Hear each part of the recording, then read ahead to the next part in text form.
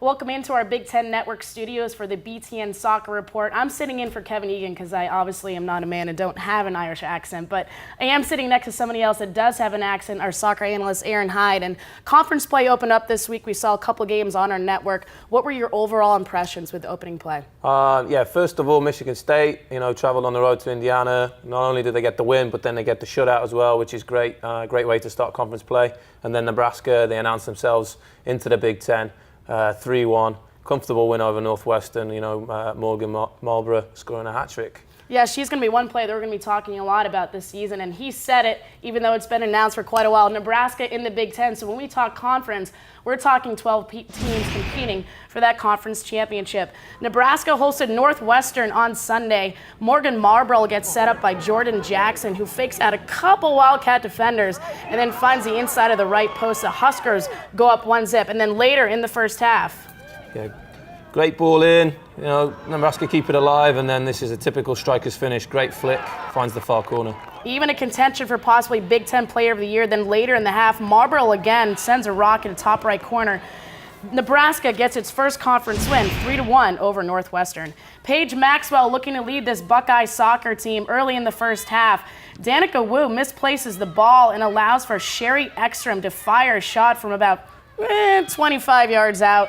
Finds the top of the net. The Gophers go up 1-0. Second half, 53rd minute. Wu redeeming herself with a rocket from way out. She ties the game at 1 apiece. The final minutes of the half, Nicole Baer tries to set up Taylor Ewell for the header, but gets denied by Katie Baumgartner. Gophers and Buckeyes and 1-1 tie in double overtime. Michigan taking on Indiana. Lisa Nusingsy left-footed shot, but keeper Haley Kottmeyer makes a save for Michigan. We're scoreless after the first half. Moving on to the second, Michigan's Shalina Sidorsky scores left foot from 25 yards out. Her first career goal. The Wolverines are up 1-0. Under 2 minutes left to go in the game. Hoosiers' last chance off of a corner kick, but shot just wide of the left post. The Wolverines hang on for their Big Ten opener win with a score of 1-0. Wisconsin upsets Penn State for the second straight season since Paul Wilkins came to Penn State in 2007. And 23rd-ranked Illinois came back from a 2-goal deficit to force overtime against Iowa with a final of 2-2. Be the first to know when soccer programming is on BTN, including games, interviews with your favorite coaches by getting programming alerts on your mobile phone. Text WSOC to 20284 or log on to btn.com for alerts. And we just showed you a couple of games from the conference opener. And one team that you really talked about last week, Aron, was Iowa. Just give us your overall impressions after the games this weekend. Yeah, Iowa, undefeated going into conference play. Great start to the game against Illinois. 2-0 up 15 minutes. Then the old proverbial, 2-goal advantage is the most dangerous one in soccer. And, gave up 2 goals in the space of 2 minutes midway through the second half. And, ended up in the end almost, giving up the game and losing. So, that's... they're going to be disappointed with that, and going to have to be able to rebound from it. And Coach did talk about the fact that they're 8-0 non-conference, still unbeaten because that was a tie, so they are unbeaten now. Unbeaten, that's true.